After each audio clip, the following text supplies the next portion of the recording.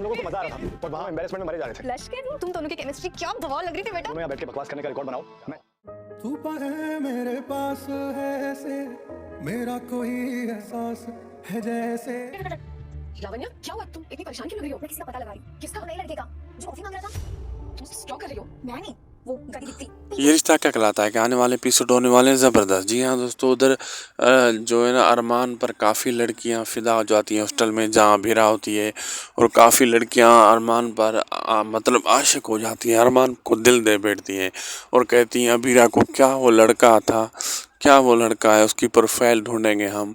और अभीरा को यहाँ गुस्सा भी आ रहा होता है और लड़कों को अरमान कहता है कि तुमने यहाँ झक मारो बैठ कर और फालतू में टाइम वेस्ट करो, मैं जा रहा हूँ।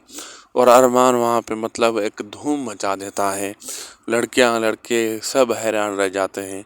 और वहाँ अभीरा भी खुद अरमान पर फिर से दिल दे बैठती है। अब आगे देखना मज़ेदार होगा क्या क्या होने वाला है। वीडियो अच्छी लगी तो लाइक शेयर सब्सक्राइब करना ना भूलिएगा।